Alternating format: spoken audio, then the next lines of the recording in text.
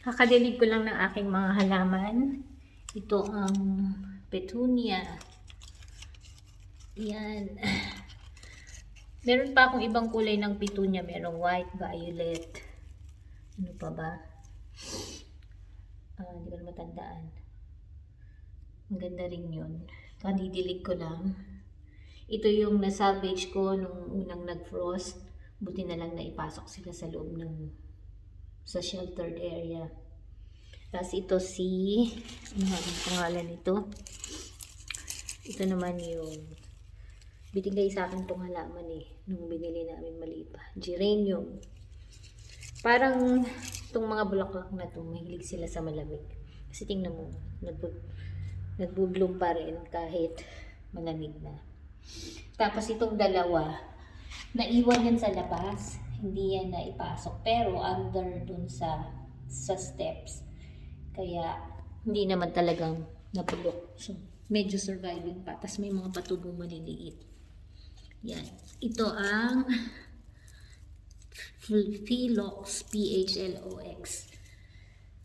Kaya kinikip ko sila. Ang ganda ng flower, diba?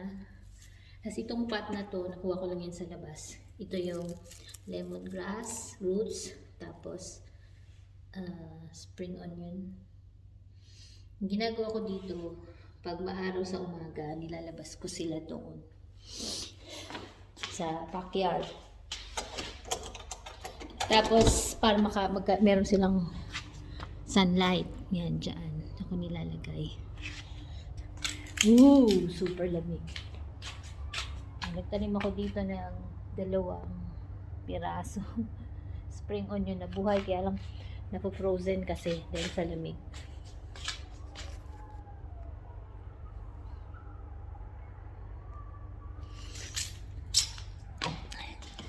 Tapos, pagdating ko ng hindi pala, bago ako pumasok sa work. Depende kung ano yung pasok ko umaga o hapon. Basta pinapaarawan ko sila. O, tingnan mo to, ang ganda red. Ito naman pink. So far, meron pang buhay na mga halaman. Iiwan ko sila kay Ara. So, it's up to you guys. Sana mabuhay kayo ng mas matagal. Huwag lang expose sa labas. Lalo ng ganitong sobrang lamig. Kasi doon nga nagpo-frost. Tapos nag-wither yung leaves tsaka yung bulaklak. Tapos nagpo-fall. Namamatay na.